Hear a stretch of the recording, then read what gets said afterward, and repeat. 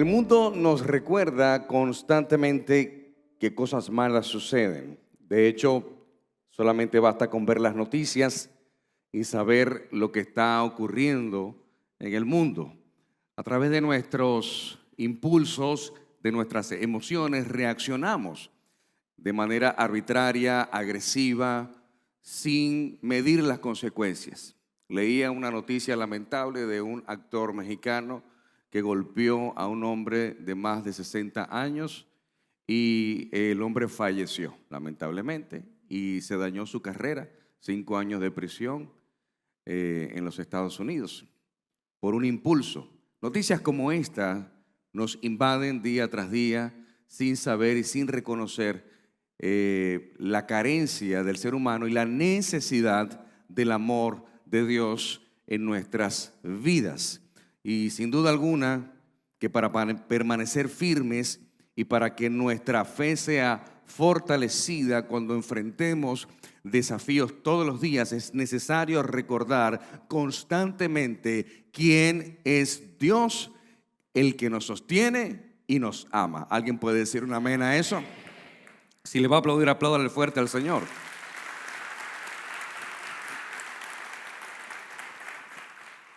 Recuerdo el 12 de agosto del 2012, estaba haciendo mis maletas para ir rumbo a República Dominicana, aterrizar en esta hermosa isla.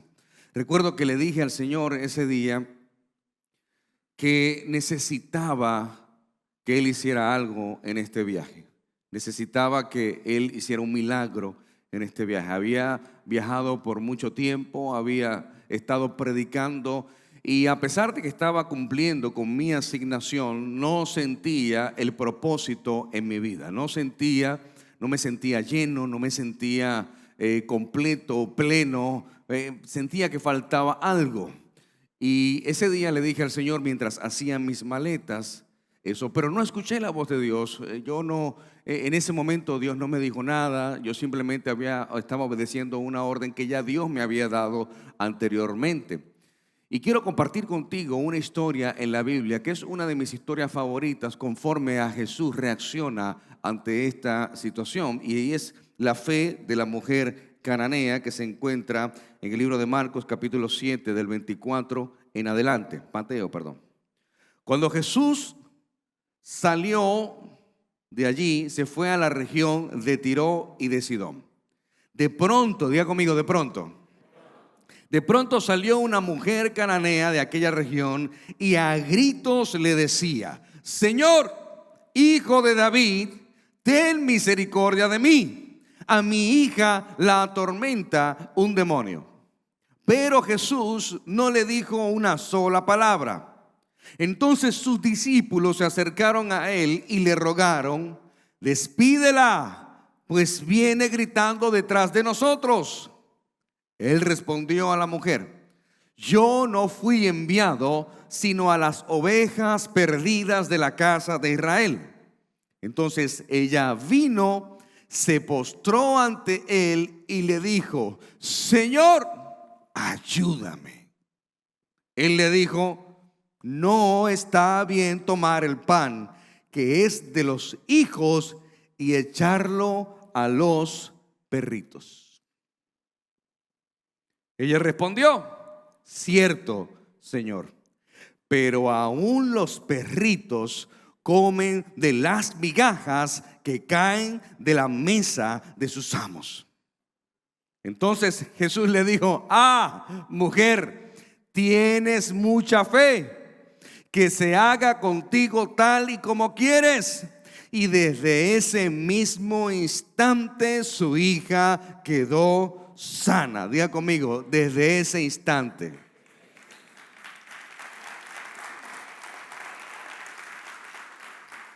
Y qué hermoso, porque desde ese instante ella no fue a verificar ni a corroborar. Desde ese instante quedó sana. Porque tú no vas a ser victorioso ni ganador cuando tú obtienes lo que quieres. Tú eres victorioso y eres ganador cuando tú crees en aquello que quieres, que es distinto. Es decir, te conviertes victorioso en el momento que lo crees, no cuando lo tienes.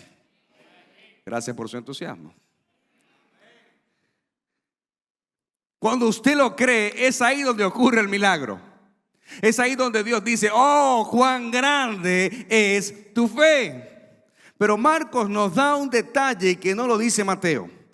En el verso 24 de Marcos dice: levantándose de allí, Jesús se fue a la región de Tiro y de Sidón, y entrando en una casa, no quería que nadie lo supiera, pero no pudo pasar inadvertido.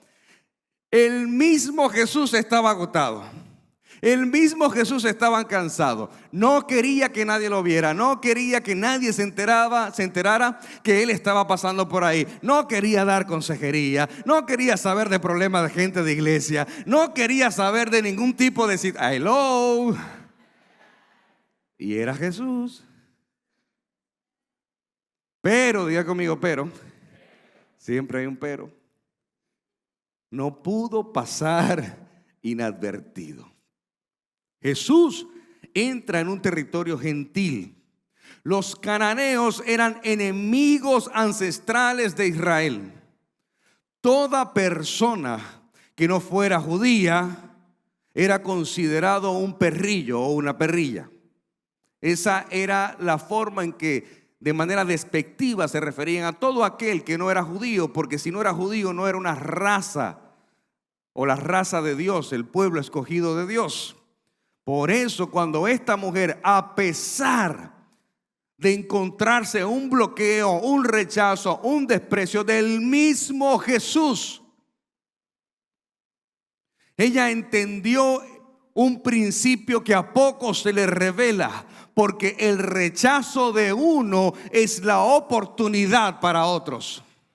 Déjame repetírtelo: el rechazo de algunos es la oportunidad para otros. Si le va a aplaudir, apláudale fuerte al Rey. Lo que otro rechaza puede ser tu oportunidad. Lo que alguien más desprecia puede ser tu momento de brillar. Jesús está presentando la amplitud de la salvación de Dios que viene para todos, incluyendo a nuestros enemigos.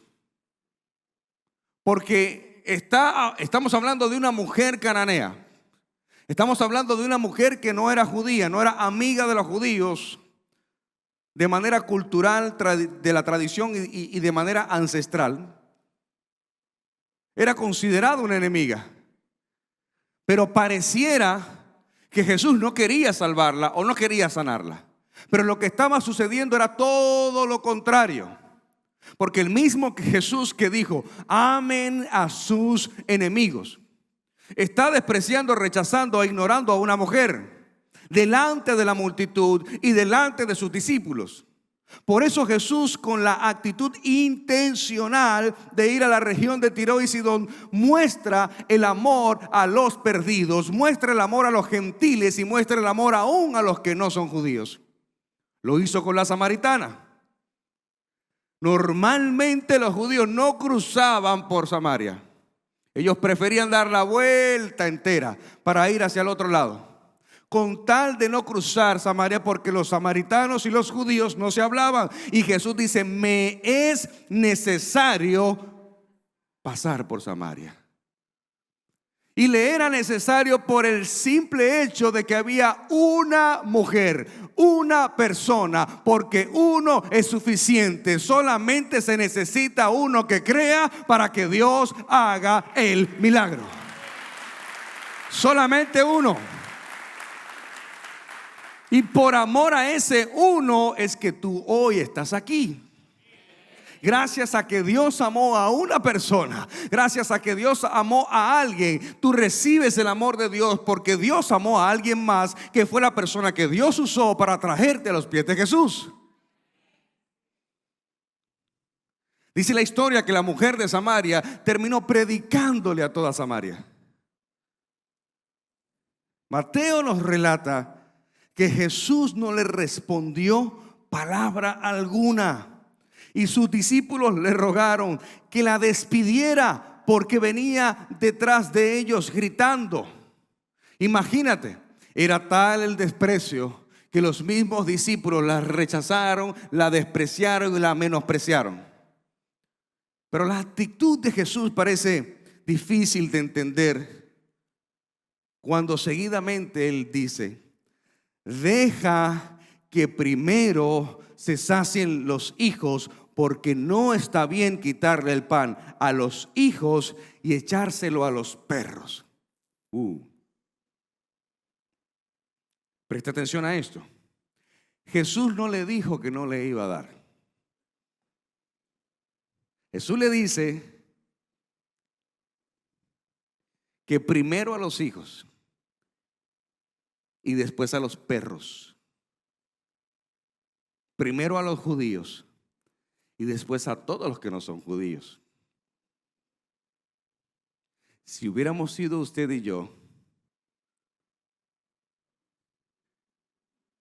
saldría nuestra dignidad, nuestro orgullo santo. Y entonces yo daré la media vuelta y miré con el sol cuando muera la tarde. ¿No se acuerdan de esa alabanza?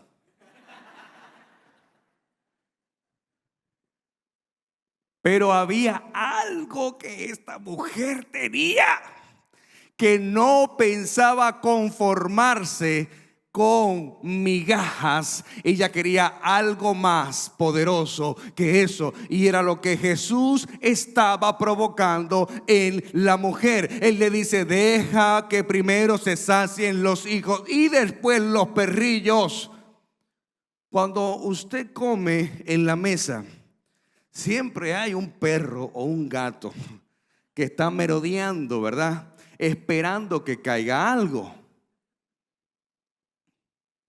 Y ahí queda mirándote con ojos del gato de Shrek, a ver si tú te apiadas de él y le das algo. Acuérdense que en aquella época no había zafacón.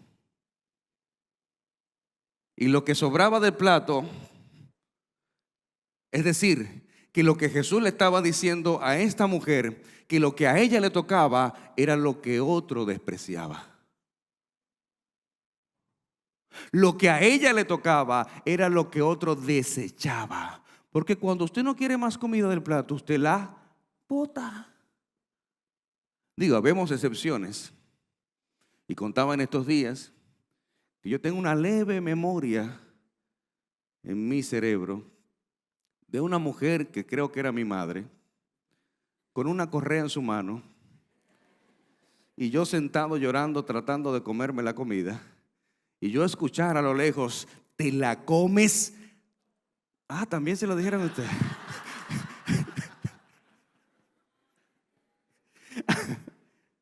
Te la comes toda. Y ese toda era con énfasis, entonación, inflexiones en la toda. Y yo no dejo absolutamente nada. Conté más que cuando fui al ejército. En el ejército tampoco puedes dejar comida. Y además de eso te cuentan 30 segundos para que te comas la comida.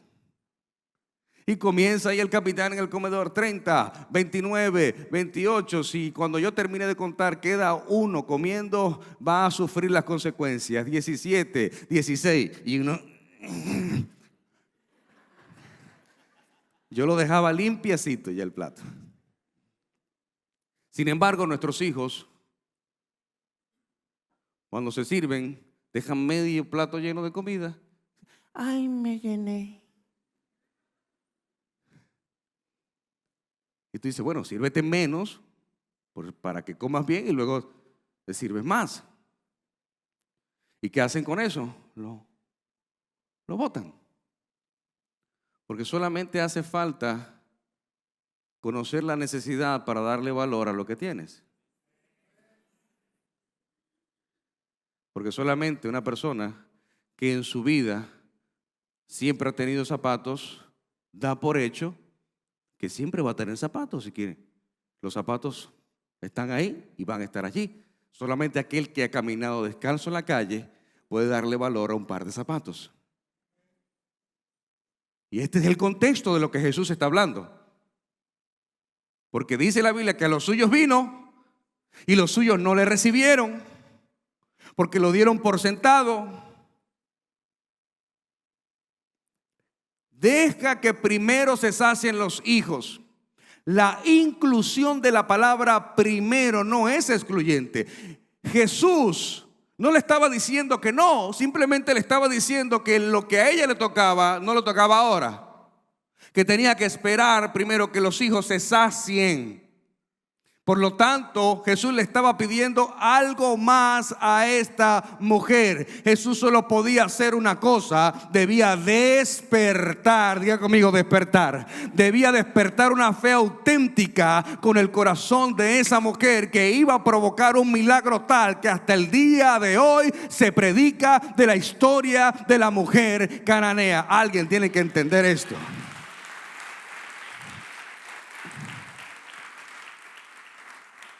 Las migajas era lo que le tocaba. Jesús comienza su tarea con los judíos, pero esto no significaba darles la espalda a otros. Lo que está en juego es el plan de los hijos y las migajas que dejan los hijos. Por eso lo que alguien más rechaza termina siendo tu bendición. Si no me quisiste cuando no tenía nada, no me escribas ahora. Lo que está en juego es el pan de los hijos. La mujer reconoce que está debajo de la mesa. Diga conmigo, debajo de la mesa. Y lo único que puede ver en su parte inferior, estando debajo de la mesa, es entender que ha sido marginada, que ha sido despreciada, que ha sido desechada. Todo lo que está debajo de la mesa es desecho. Todo lo que está debajo de la mesa es lo que sobró, es lo que ya no quiero, es lo que ya no necesito. No es tenida en cuenta por aquellos que ya están saciados con el pan. Solo le llegan algunas migajas. Voy a profetizar sobre tu vida que a partir de hoy no estarás nunca más debajo de la mesa. A partir de hoy estarás por encima de la mesa para recibir el alimento que Dios tiene preparado para ti. Alguien tiene que decir un amén a esta palabra.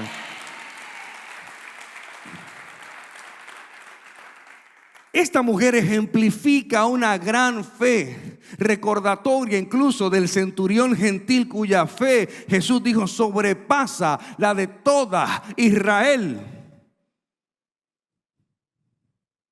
Imagínate, ahí está este hombre que le dice: mi siervo está grandemente enfermo. Él había encontrado en Israel una fe que en el centurión, una fe que no había encontrado en todo Israel, y por eso Jesús concedió el pedido para la sanidad tanto del centurión como de la hija de la mujer sirofenisa. Dos hombres o dos personas, un hombre y una mujer no judíos. Pero lo curioso de esto, iglesia, es que en ambos casos no estaban pidiendo para sí. Ambos casos estaban pidiendo para alguien más. El centurión pedía por su siervo que estaba enfermo, y la mujer pedía por la sanidad y liberación de su hija atormentada. El problema es que como hijos de Dios nos hemos enfocado siempre en pedir por nosotros mismos y nos hemos vuelto cristianos egoístas que solo pedimos por nuestras necesidades sin importarme la necesidad del otro.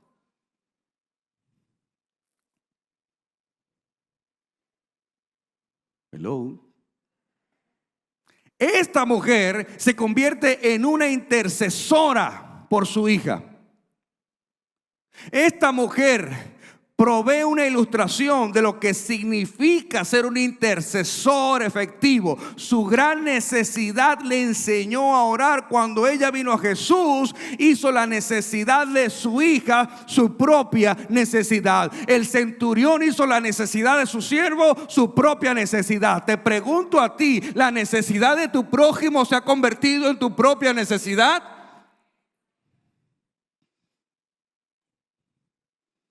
¿O solo vas a Dios cuando tú tienes problemas y quieres cubrir tus necesidades? Si quieres llamar la atención de Dios, si quieres despertar el corazón de Dios, déjame darte una noticia: comienza a interceder por alguien más, comienza a pedir por alguien más, comienza a orar por alguien más, y Dios se va a levantar para conceder ese milagro, y tú vas a ser grandemente recompensado. Alguien tiene que decir un amén a eso.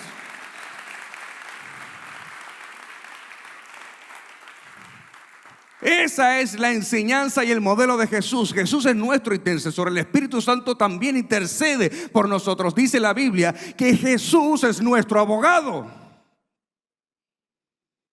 Y nos hemos vuelto egoístas.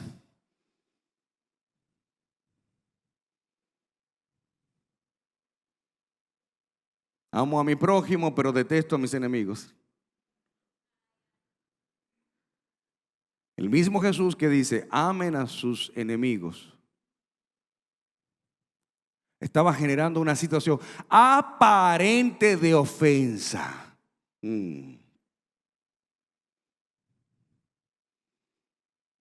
Era una situación aparente de ofensa, porque lo que Jesús estaba era provocando un nivel de fe mayor. Jesús sabía lo que iba a suceder, Jesús sabía lo que iba a acontecer. Él quiere pasar de largo, él no quiere ser visto, pero alguien lo ve. Una mujer cananea comienza a gritar, Señor, Hijo de David, ten misericordia de mí, mi hija está gravemente atormentada por un demonio, sáname, ayúdame. Y él la ignora, luego la rechaza y luego la insulta y le dice, perra. ¿Qué está sucediendo? No es el Jesús que conocemos. Según él estaba generando una situación caótica de ofensa. Déjame decirte algo, ser ofendido es inevitable. Guardar la ofensa en tu corazón bloqueará el milagro para siempre. La gente que ha vivido ofendida por el pastor, por los líderes, por el esposo o por la esposa, nunca prosperará, porque una ofensa guardada en el corazón bloqueará tu milagro para siempre.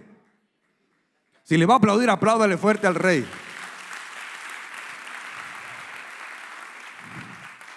Hay gente que se ofende por cualquier cosa.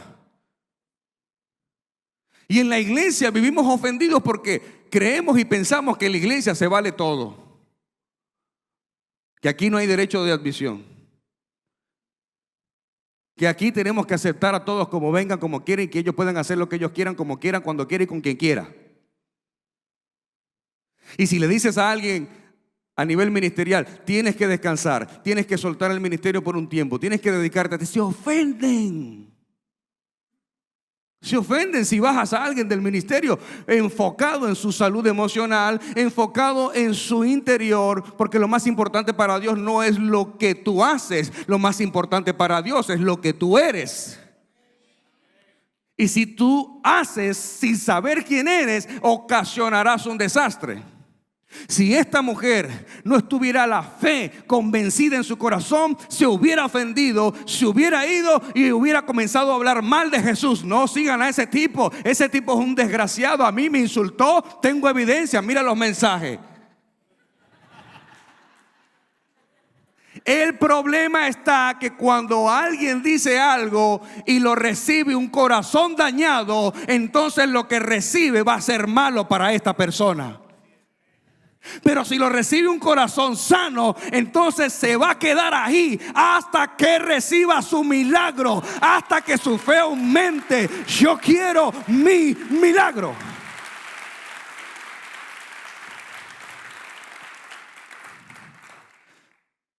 Dice la Biblia que pasar por alto la ofensa es lo que necesitamos hacer.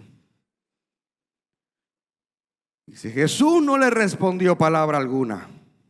A pesar de que la mujer cananea intercedió por su hija, Jesús no le da respuesta.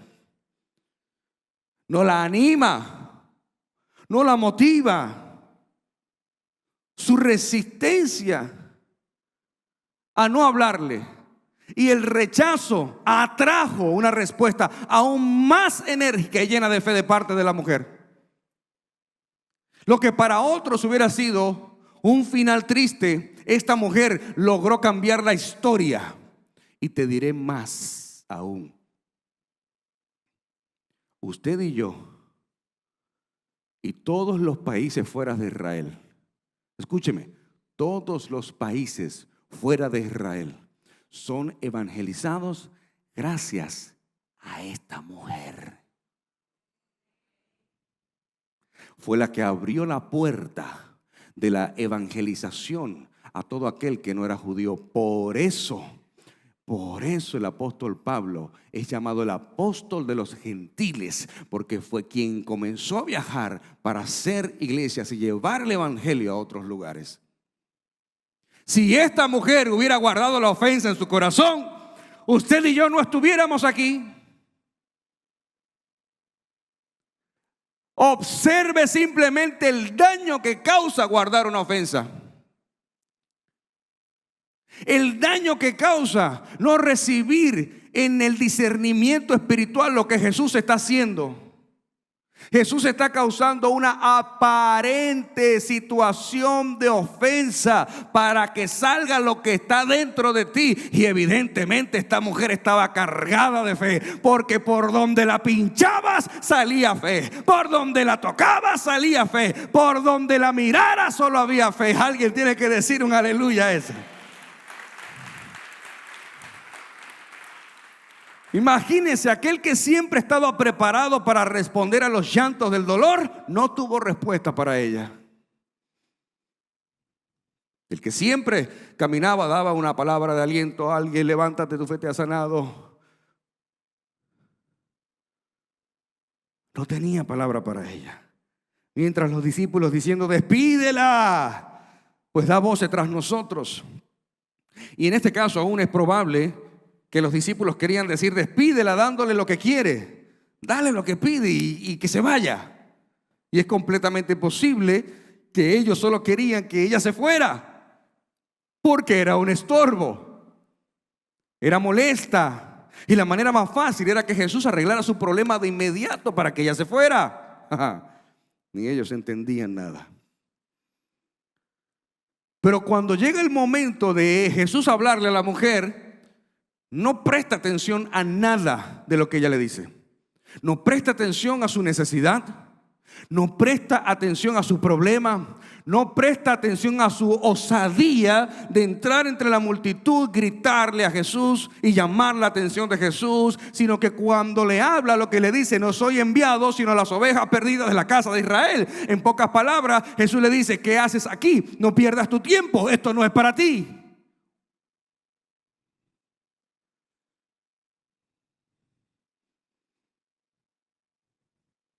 Si lo ve con ojos naturales, no encontrará el amor de Jesús ahí en ningún lado.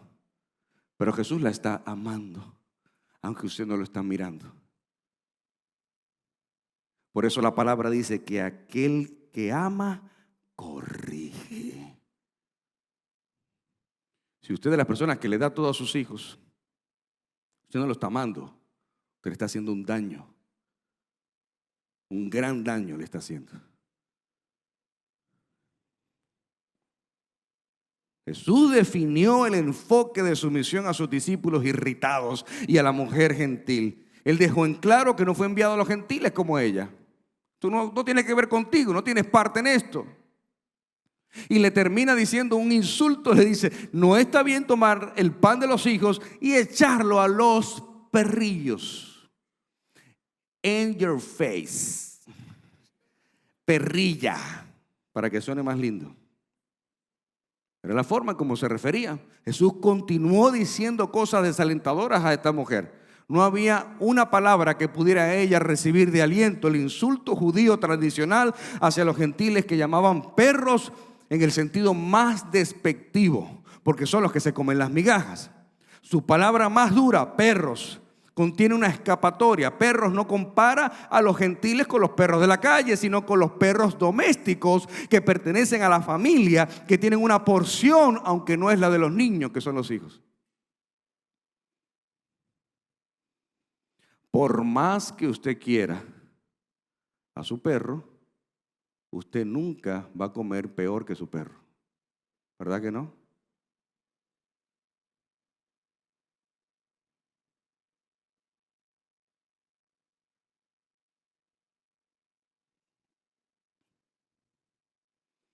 Pero ella tiene una buena respuesta. Ella parece que le hubiera dicho a Jesús: tú no estás entendiendo, Jesús. Ella le dice: no estoy pidiendo que me des la porción que corresponde a los hijos, solo las migajas que ellos no quieren.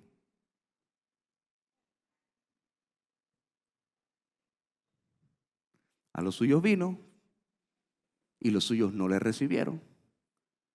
No me des la porción de ellos, dame lo que ellos no quieren, que es más pequeño, que es menos, porque con lo que ellos no quieren, yo voy a hacer más que con la porción que ellos tienen.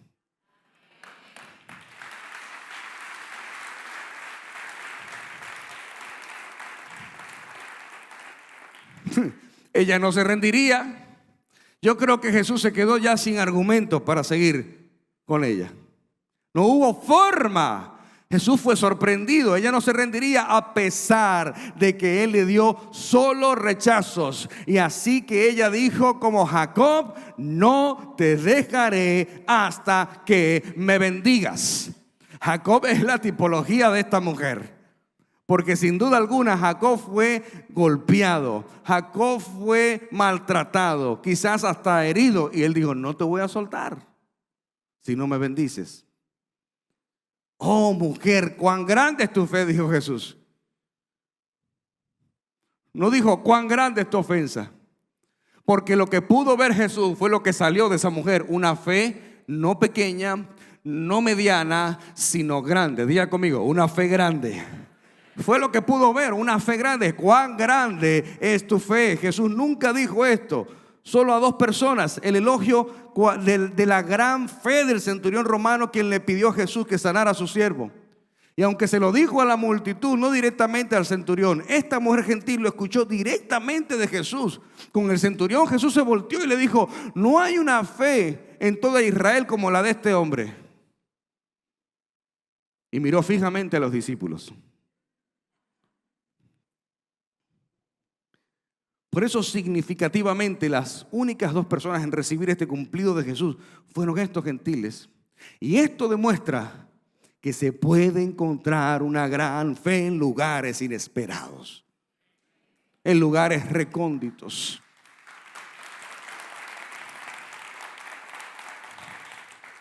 Por eso la gran fe a veces medida por sus desventajas.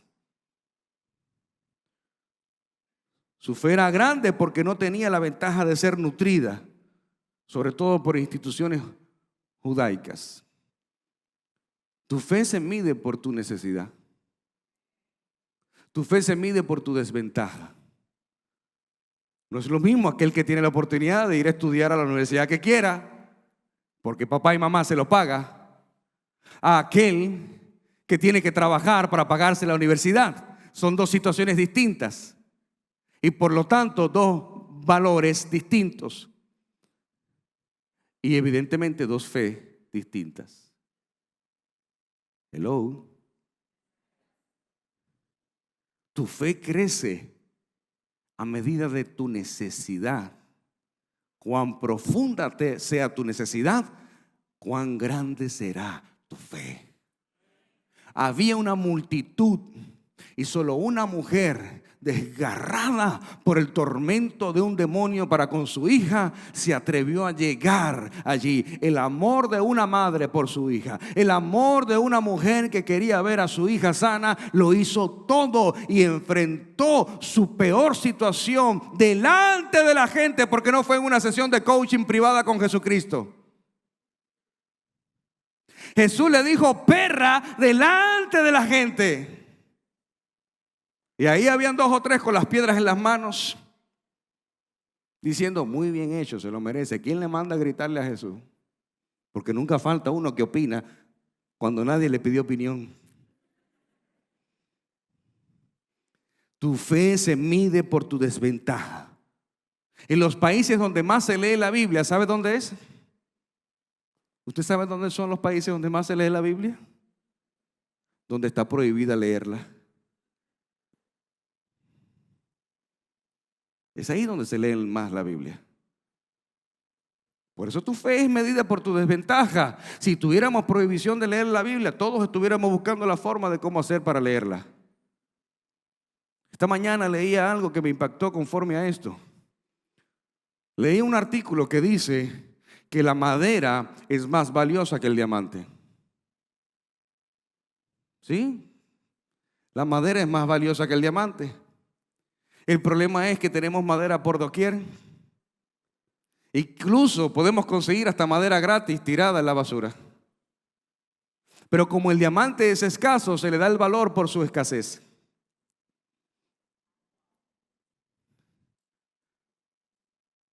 Tu escasez no es falta de dinero. Tu escasez es falta de visión.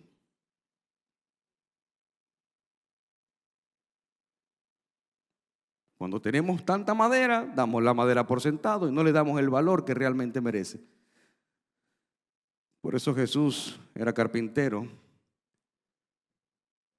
y no un hombre que trabajaba con diamantes.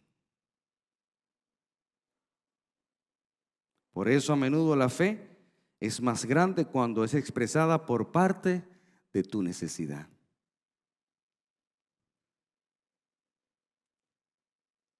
La fe no es fe si no hay una necesidad. No vas a tener fe cuando todo te sale bien. Ahí no tienes fe. Ahí dices tener fe, pero la realidad es que no.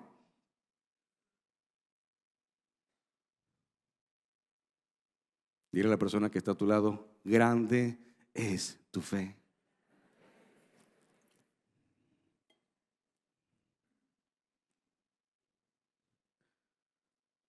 Su fe fue grande y aún comparada con sus otras virtudes, porque tenía muchas virtudes esta mujer. Ella era humilde. El simple hecho de presentarse ahí delante de Jesús es un acto de humildad. Era paciente porque llegar a Jesús no fue cosa fácil. Perseveraba, se preocupaba por su hija. Sin embargo, Jesús no dio ningún cumplido a todas estas cualidades o virtudes que ella poseía. El único cumplido fue solamente por su fe. Dijo, cuán grande es tu fe. Ella no dijo, cuán grande es tu perseverancia, cuán grande es tu paciencia, cuán grande es tu tolerancia a mi ofensa. Dijo, cuán grande es tu fe. Era lo que Jesús quería sacar. No quería sacar paciencia, no quería sacar tolerancia, no quería sacar perseverancia, quería sacar fe de esa mujer, porque esa mujer iba a cambiar la historia del evangelio. Su fe fue grande porque era poco común. Quizás nadie esperaba que un gentil confiara tanto en Jesús. Porque esa es la otra. Si los gentiles y los judíos no se hablan, ¿por qué un gentil debiera confiar en Jesús? Nadie se esperaba que una mujer gentil confiara en Jesús como el Mesías, mientras que los judíos, teniendo a Jesús en medio de ellos, no confiaban en él. La madera y el diamante.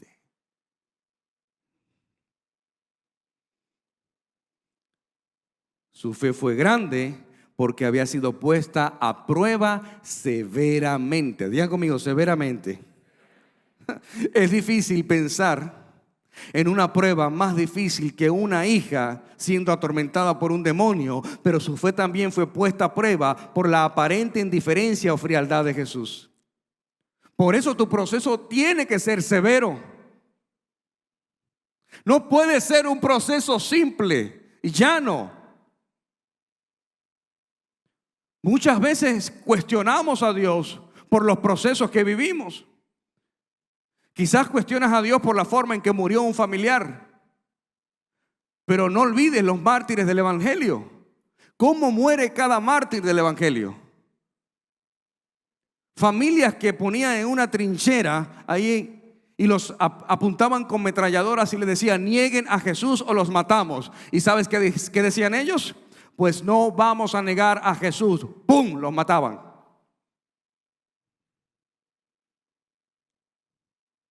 No importa cómo alguien muera acá en Cristo Jesús.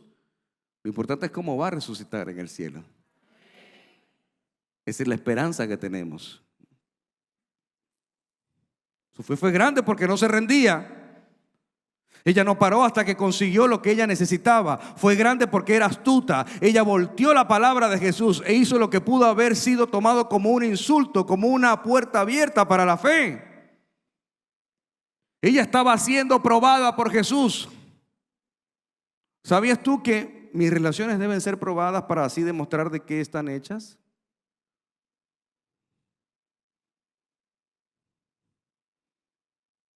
Mis líderes van a ser probados para saber de qué está hecha nuestra relación.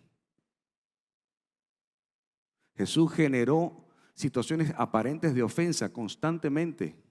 No fue con la mujer sirofenicia nada más. Jesús de repente comenzó a predicar un mensaje fuerte. La gente ofendida comenzó a levantarse y comenzaron a irse. Porque la gente está acostumbrada a que usted le diga lo que ellos quieren escuchar. Y de repente los discípulos van donde Jesús y le dicen: Jesús, bájale 2. Estás tirando duro. Tú te estás ensañando con la gente. ¿Qué fue? La gente se está yendo con el mensaje. Y Jesús le dijo a los discípulos: ay, excúseme, perdóneme, no fue mi intención. Me dejé llevar por la ira. Jesús le dijo a los discípulos: ahí está la puerta. Si ustedes también se quieren ir, lárguense.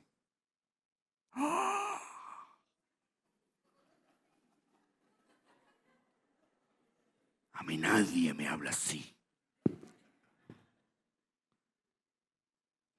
Mire, Pedro, la gente critica a Pedro, pero Pedro salvó muchas veces el equipo. Pedro salvó muchas veces al equipo. Pedro le dijo a Jesús: Señor, ¿a dónde iremos si solo tú tienes palabra de vida eterna? Y yo me imagino decir: no te doy uno nomás porque... ¿A dónde iremos? Entonces cállese, siéntese y escuche. Las relaciones deben ser probadas para saber de qué están hechas. Ponga a prueba a sus amigos, como la ilustración que les conté del joven que cumplía años y su padre llamó a todos sus amigos. Y cuando su hijo llegó a la fiesta, nada más habían 4 personas. Y el joven le dijo a su papá: pero no llamaste a todos mis amigos. Y le dijo: sí, los llamé a todos. Pero a todos le dije lo mismo, a cada uno de manera individual le dije que tú tenías un problema y que necesitabas la ayuda de ellos, y solamente vinieron ellos 4. Estos 4 son tus amigos. Pruebe las relaciones. Pruébelas para saber de qué están hechas. Te quiero dejar un reto para tu vida. Necesitas superar 4 pruebas. La primera prueba es la prueba del obstáculo. No importa lo que esté delante, nunca te rindas. Nunca te rindas.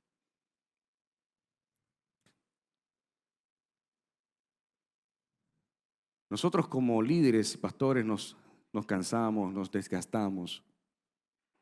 Así como Jesús quería pasar inadvertido, también nosotros necesitamos ese momento donde reconectemos.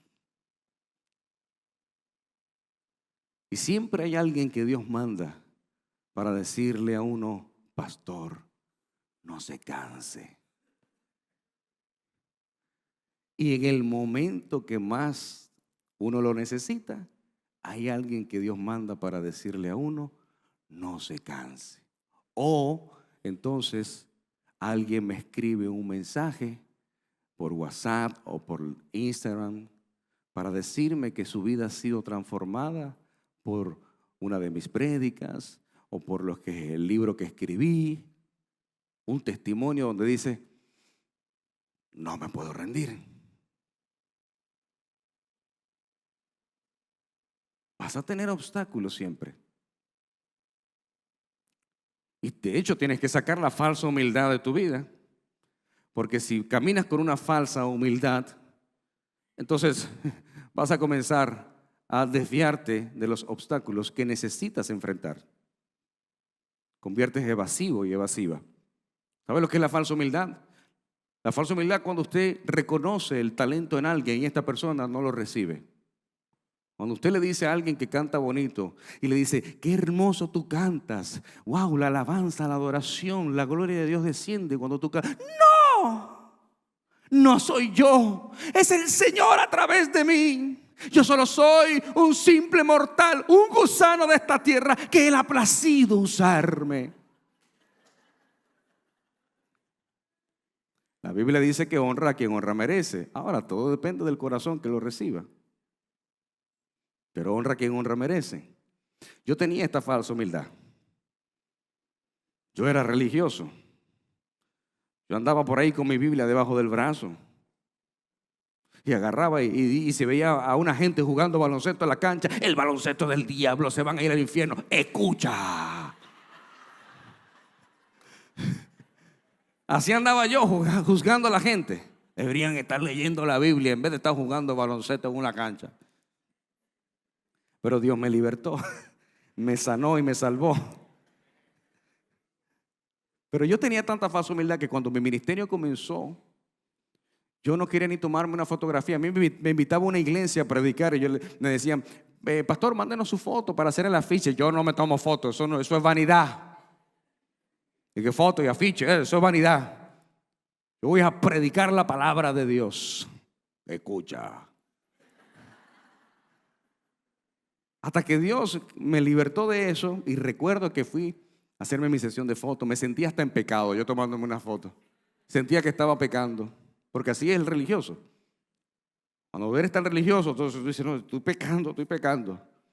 Me hice mis fotos y recuerdo que en aquella época era el BB Pin de BlackBerry, ¿se recuerdan? Los millennials no saben qué es eso. Y ahí estaba yo con mi BB Pin y recuerdo que me tomé las fotografías y subo la fotografía al perfil del BB Pin y me escribe un pastor amigo y me dice, qué linda foto. Y le digo, sí, ya, eso es la foto, tú sabes, el ministerio, nada es imposible, conquístalo. Y me dice, muy bien, pero no te olvides de esto, vas a ser probado en todo lo que prediques. Yo me ofendí porque yo esperaba una palabra de motivación, de aliento, muy bien, te felicito, te va a ir bien, Dios te va a bendecir, Dios te va a abrir puertas, cuenta conmigo. No, digo, vas a ser probado en todo lo que prediques. Luego, cuando comencé a ser probado, entendí lo que este hombre me había dicho y lo recibí con amor y dije, él tenía razón. Cada obstáculo es una prueba. Tú no puedes dar de lo que no tienes. Tú no puedes hablar de lo que no has vivido. Tú no puedes servir si no has sido formado, si no has sido preparado, si no has sido entrenado. Usted no puede hablar de santidad porque te vendrán las pruebas de santidad. Usted no puede hablar de finanzas porque te vendrán las pruebas de finanzas. Hello. Pero qué bueno que vengan las pruebas severas, porque esas pruebas van a hacer que salga de mí la fe que necesita salir para superar esa prueba y ya tendré la autoridad que necesito para hablar de lo que yo he vivido y de lo que yo he atravesado.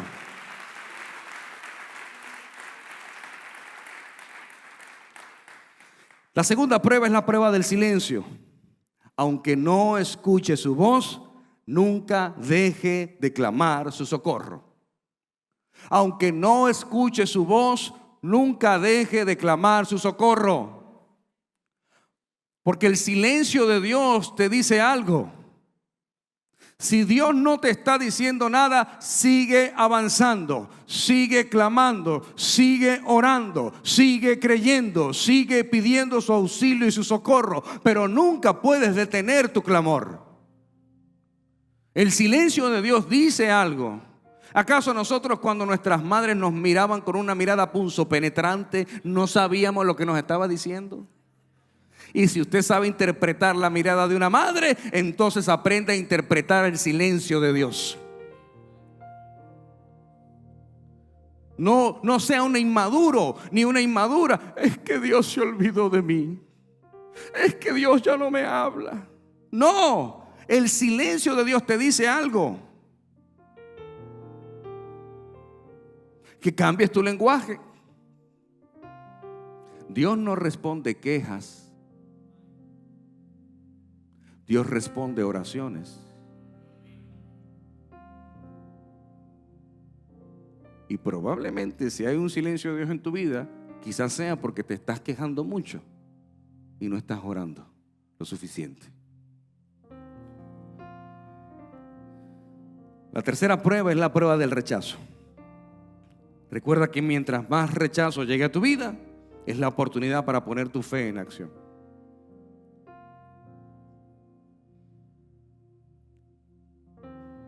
El mismo Jesús fue rechazado.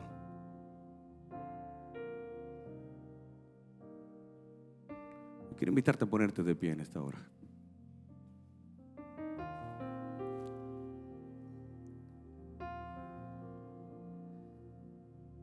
Ayer compartía con los jóvenes de Aviva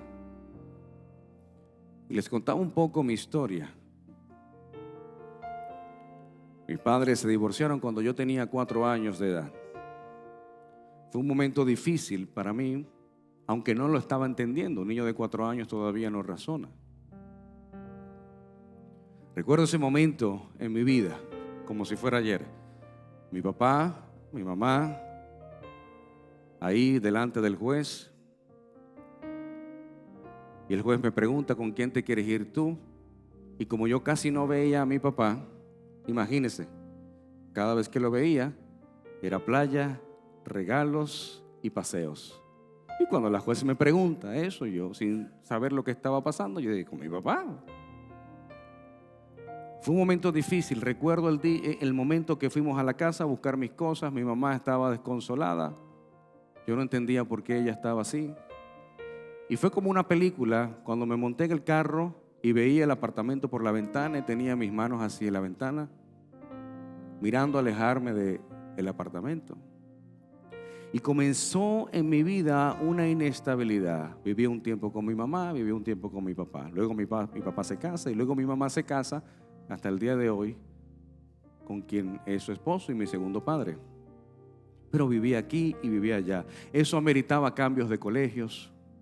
Eso ameritaba hacer amigos nuevos. Eso ameritaba comenzar de cero muchas cosas. Y comencé a sentirme que no encajaba en ningún sitio. Y comenzó a crecer en mí una necesidad de aprobación y de aceptación. Yo hacía lo que sea con tal de que las personas, los niños me aceptaran. Al final lo que quería yo era divertirme con los niños, jugar con los niños y pasarla bien. Pero eso comenzó a generar una inestabilidad emocional donde mi corazón siempre se lo entregaba a cualquier amigo o a cualquier persona que pasara por el frente de mí. Evidentemente me volví un hombre inestable, donde no duraba en los trabajos, donde no duraba en las relaciones.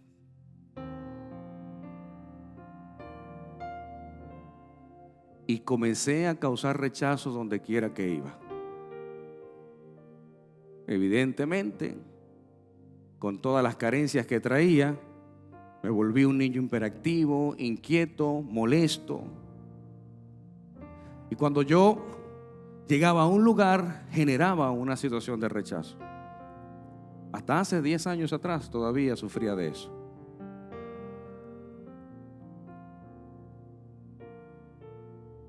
Yo decía: no encajo en ninguna parte. Cuando conocí al Señor,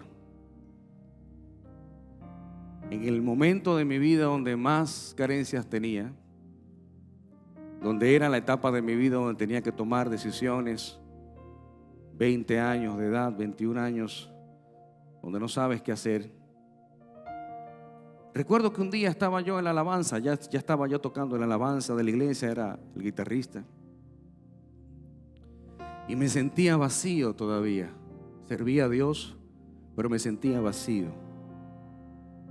Estaba en la iglesia, pero no sentía que algo todavía faltaba. Mi relación con mi padre biológico no era buena y mi relación en casa con mis padres tampoco era la mejor. Y de repente recuerdo que a esta iglesia fue invitado un pastor, Glenn Schiffer, un pastor y profeta misionero.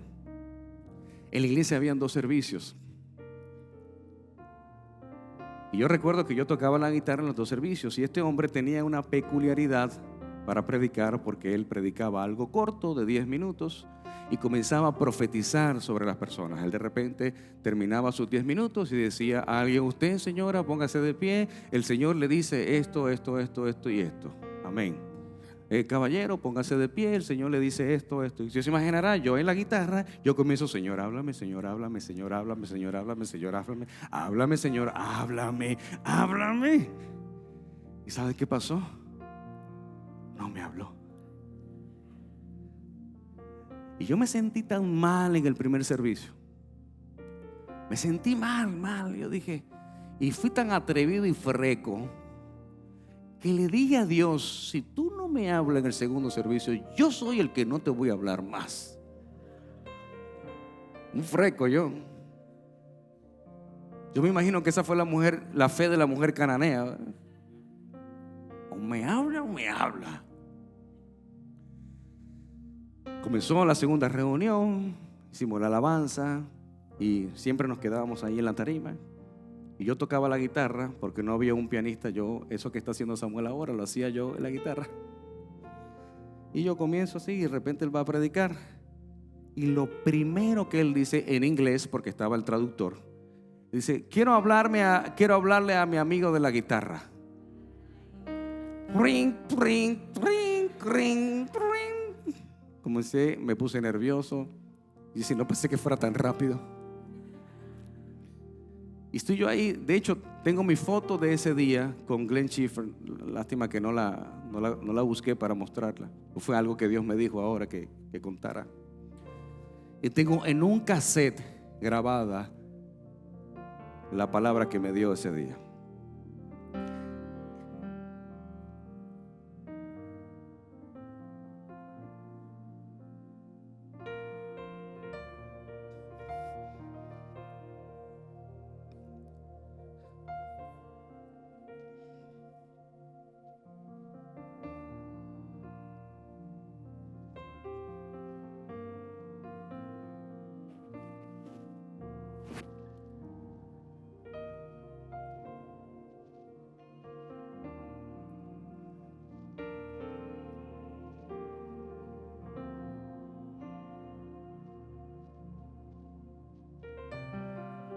Se volteó y me dijo: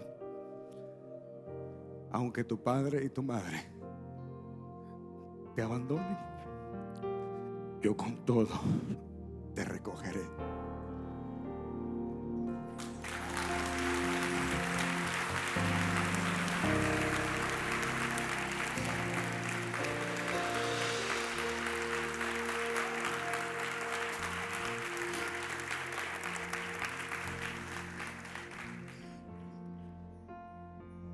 Eso marcó mi vida para siempre.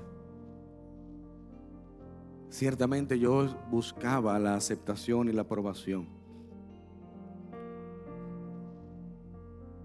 de todo, pero en especial de mis padres. Pero entendía que debía buscar la aprobación solo de Dios. El que me aceptó desde antes de nacer.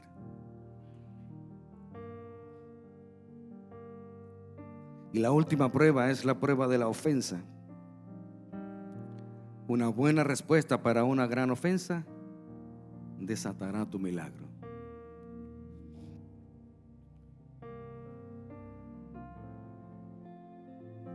Si guardas la ofensa en tu corazón, nunca obtendrás un milagro. Pero si tienes una buena respuesta para una ofensa, esa buena respuesta va a desatar un gran milagro para tu vida.